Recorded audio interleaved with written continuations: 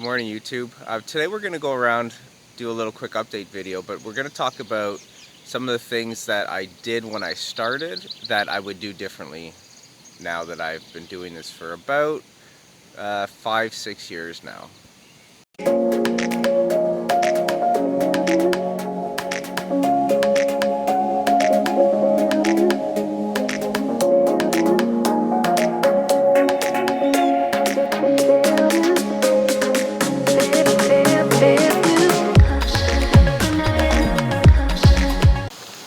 Okay, so the first thing is that I used to keep things a lot tidier than I do now.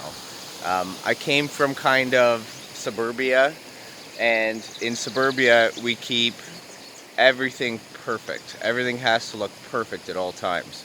And often that perfection is, a better way to put it is a human description of what perfect looks like. So it tends to be very organized. So, you know, kind of plants, mulched area around the plants, that kind of stuff. Now I kind of tend to let things go a little wilder because plants and food and trees and bushes and strawberries and raspberries, they're nature. And nature, perfect looks different to nature. It doesn't look the same that it does to a human. So this here is what perfect looks like to nature. It's wild, it's crazy, it's messy, it's green, it's full. It's filled in with green stuff. Now, I can't necessarily leave all my beds like this, especially high traffic beds, because I have concerns with poison ivy being hidden in there, and I have concerns with stuff like ticks. Other people might be concerned with running into a copperhead snake or something like that. But this is actually what looks perfect to nature. This area 3 years ago was a very organized bed, and you can see that I've let it go a little wilder. But you get these wonderful little treats like this when you let things grow wilder. I have trees and bushes planted in here, but you can see that I've let the ground covers fill in. I let stuff flower. I let some stuff volunteer if it wants to volunteer and come up. And because of that, we have these, sorry, I get my shadow out of there. We have stuff like this. This is lovage here, going to flower. Super, super healthy lovage plant. Just loving where it is right now. We have yarrow, hidden, totally happy inside this sea of green. Some of the sea of green is some of that dog strangling vine. And you can see, I try to get to lots of it, but right now this one's going to seed.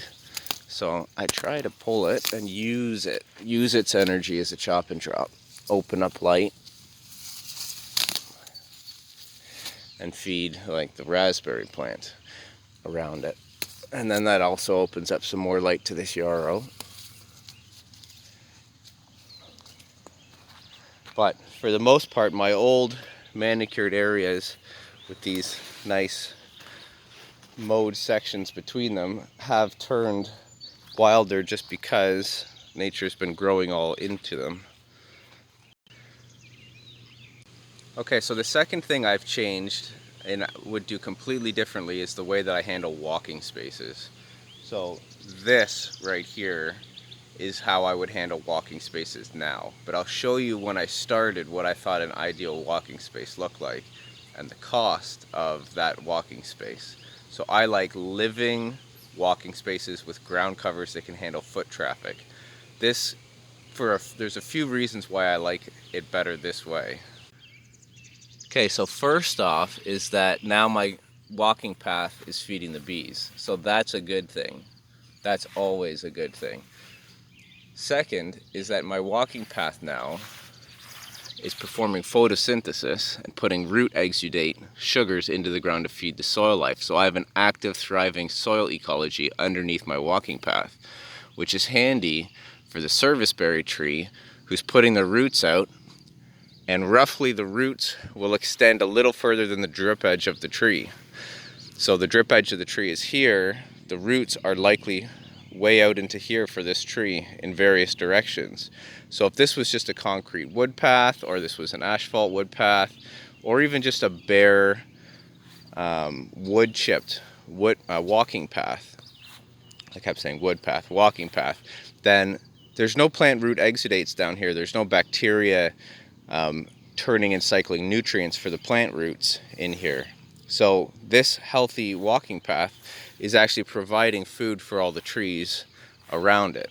I can mow this if I want and keep it nice and tidy and clean, but it's actually double stacking and functioning as an actual soil building, fruit tree feeding zone that I just happen to walk on. Plus it's, I don't know, infinitely more beautiful to me when you look across a landscape and you see nothing but green. Okay, so now let's look at two other walking paths, wood chip walking path and a gravel walking path that I did, and why they're terrible ideas and I'll never do them again. We'll start with the wood chip walking path. I had sheet mulched this area really well, this other area not as well, but believe it or not, this area here looked like this all the way down the side, and we'll go down there, and this whole area was wood chipped. You can see it still, it's there. So I mean, it's good. I've since sowed it over to clover, so this is better, but underneath I'm walking on my old wood chip path, and the reason why is because my old wood chip path, I'll show you where I didn't sow clover in, is here. So this is what your wood chip path will look like over time. And the first things that will come up are all the really, really deep rooted plants. Like these kind of stuff like this. And they will fill in your wood chip path. This was all just solid wood chips. And it was thick, like I'm talking a foot thick. So your wood chip paths are going to turn into a green path. It's just whether you decide that you want to walk on clover or you want to walk on thistles. Okay, now similarly, I took my lower garden, I removed the grasses. This is one of the first things I ever did, even before I got into permaculture. I removed the grasses. I actually removed the grasses. I didn't even sheet mulch just because I didn't know what to do. I physically removed the grasses. It was a ton of labor, oh my goodness. If you go back to some of my early Reddit posts, my username is SuperDad on that, 2 U's. My early Reddit posts, I did photos of this area where I redid it, and I ripped all the grass out, and it was tons and tons and tons of work. And then I put down like probably about a foot of gravel, maybe 8 inches of gravel, and this is what that looks like now. It looked great for a couple years, but this is what it looks like now. So this is what your gravel walking paths will look like, and it doesn't matter how long and how hard you maintain them. Plants will fill spaces. Now, some of these are valuable flowers, so I don't mind it myself, but some people might not want their gravel walking path to look like this. So what do? Do you pull it? Because I can tell you, my wife came down here and weeded this and pulled so much of this stuff out, it's just going to come back. There's absolutely no way, and the reason why is because rains will wash dirt into here. There's now going to be dirt inside this, even though this was originally super, super deep, 8 inches of just gravel, and was expensive. Like, this was very expensive to build. Dirt comes down, and weeds are just totally cool with that. And the stuff that's totally cool with living in gravel with a little bit of dusty sand is all your pioneers. It's all your pioneer plants. All the stuff that most people will call weeds. They're the things that are going to do great in there. It's got a deep, deep taproot, and it's totally happy living in that. So this is what all of your walking paths are going to look like. So what I realized over time is that nature just crams plants everywhere. I don't care where it is. If you just walk away from it, nature's going to put plants in it, whether it's the back of a pickup truck because wind blew across, brought in a couple seed particles, there's a stagnation zone in the corner of your old pickup in the field, you're going to have a tree growing out of that pickup over time. As the soil builds and builds, you're going to have a couple weeds at first. You will have a full-blown tree in that pickup within a decade. Nature just fills spots. There's a reason why some things are the way they are. There's a reason why people have grasses. Not all of it is that permaculture thing that we have, that hate that we have for the grass lawns, that English style, manicured lawn. The reason why a lot of places have grass lawns is just because there's grass fields everywhere in nature, and grasslands exist, savanna lands exist. So people mow them, keep them short so we can walk and use them, and they're actually functional. So it's important to build functional spaces. We hate grass as permaculturists, but it's not the grass plant that we hate. At least we shouldn't. We shouldn't devote all this hate to grass. What we should hate is the human concept of a perfect monoculture grass lawn. An actual grass field that's polyculture, has a bunch of different plants in it, that's allowed to flower once in a while, that is actually a tremendously valuable ecosystem in nature. So there's no reason that your walking path can't be some form of grass path, clover path, a polyculture mix. Grass isn't the devil. Grass is just not ideal when humans get a hold of it and then just replace flowering meadowlands and savanna lands with bricks and shingles and roofs and sidewalks and roads and monoculture sodgrass lawns. That's bad for nature. But a grassland, walking paths are totally cool and should be part of any permaculturist playbook. And this is the biggest thing that we need to learn while we're gardening, is that if there is a space, nature will put a plant in it. And it might not be the plant that you want. I have poison ivy everywhere on my property.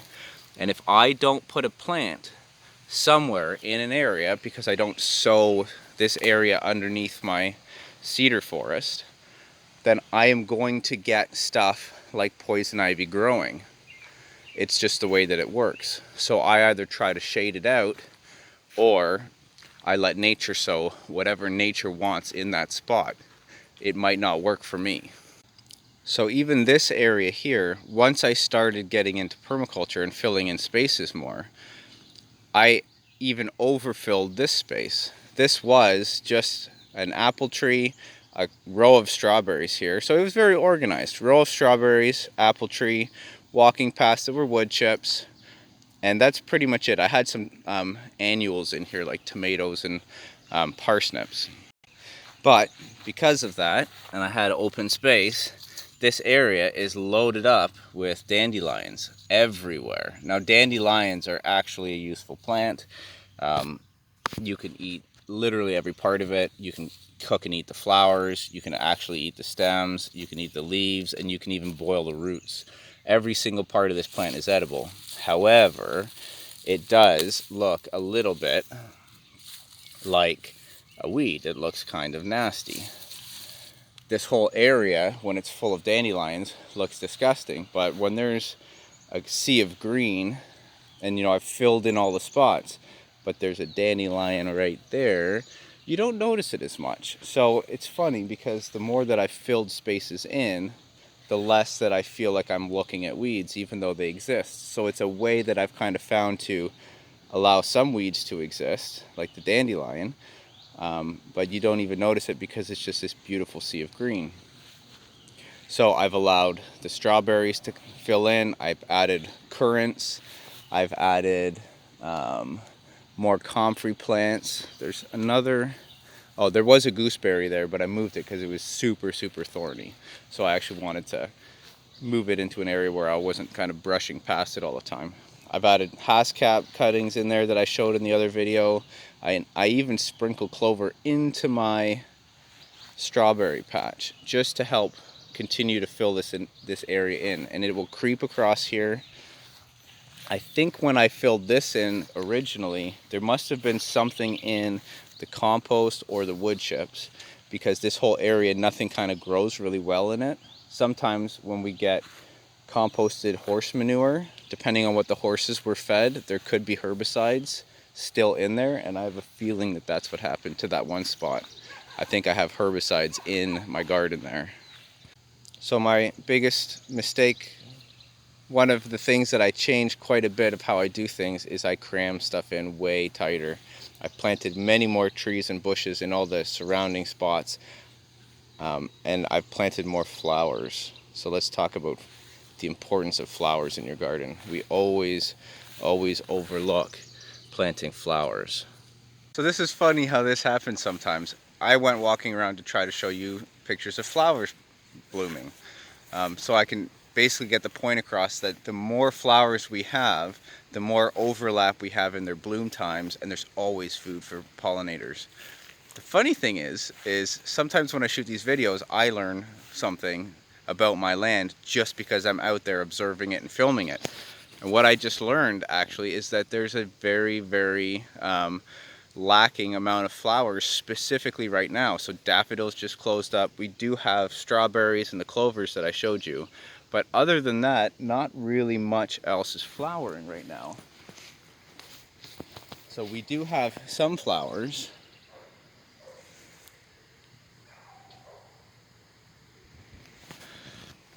But it's hit and miss here and there, and I have patches, big swaths of the food forest that actually don't have flowers. So I'm actually going to take that as a lesson to myself, and I'm going to go look for early June, late spring, early summer flowering flowers specifically, and go pick some up and add them to my food forest. So it's always important to kind of go and learn, and get out there walking your land. There's actually a favorite saying that I have that's very pertinent right now. One of my favorite sayings is, a really good gardener casts a long shadow and a small footprint. So the meaning behind that saying is that when we're out in our gardens, we should be out there often, but we should be acting fairly infrequently. We should be casting a large shadow on our lands, but a very small footprint. And the idea is that once you set some of these systems up, when you're maximizing photosynthesis in 3D, and you're planting and filling spaces, that nature doesn't really need you anymore. So you should take a step back and transition from the architect and designer of your space into just a passenger, an observer. You should get out there and you should observe constantly, because you never know what lessons your land is going to teach you. You should get out there often, but you should act very infrequently. Here's a nice patch of wildflowers. I just threw wildflower seed in some spots, and it's paid off. Some of it's naturalized. So instead of having poison ivy here or a monoculture of dog strangling vine, I now have naturalized wildflowers that are growing on my land. This is about as good of an example as I can get, because this does not look ideal from the human perspective, and I will come down here and clean this up. I've been so super busy with other things, but this does look ideal to nature. This is actually, believe it or not, the wetland, so you can see the water flowing in there. Cress has filled it all up, which is actually a very useful plant. I might need to come down here and start thinking about freeing up some space. We've got some plants growing right up. I'm just going to double check what some of this stuff is before I pull any of it. It looks like it's flowering cress, but I just want to be sure about that. And we have stuff like volunteer milkweed coming up. Probably not volunteer, because I did grab milkweed a few years ago and scatter it everywhere. So maybe that's part of the reward. But nature's filling in all these spaces, and it may not look ideal to humans. It may look messy, but this is absolutely ideal for nature, and it's ideal for my soils. So I can come in here and I can use some of these plants, and I can use them to feed the rest of the plants that I want. But the rampancy of summer is coming, and it's very hard to keep up with the growth that healthy soils can put on in a summer season. Let's be clear, that's a very good thing, to have healthy soils that are so healthy that nature just takes over in the summertime. So we're moving from nice and organized spring to the craziness of summer. And we've got lots of grapes coming. So it's going to be a great, great year. But this place, a lot of you have seen it in the spring and think, oh, that's kind of cool. It's a nice lush garden area. This place turns into an absolute jungle in the summertime. So stay tuned. It's about to get real wild and crazy here. All right, so this here is what Jerusalem artichokes will do to a hazelnut bush. What hazelnut bush? That hazelnut bush, hidden inside of all of the Jerusalem artichokes. So we've cleared around it a little bit, just crimped over the stems of the Jerusalem artichokes, and now the hazelnut can get some sun. This is when I talk about plants don't compete. They do compete for sun and a little bit for water, but for the most part the water takes care of itself from the excess shading and the reduced evaporation in the soils. So water is typically not a concern, especially in wetter climates, but pretty much everywhere also. But they do compete for sun. So you do have to kind of like go around and look for stuff like this. Here's some more Jerusalem artichokes. This hazelnut can still get plenty of sun, so I'm gonna let this exist as it is for a while now.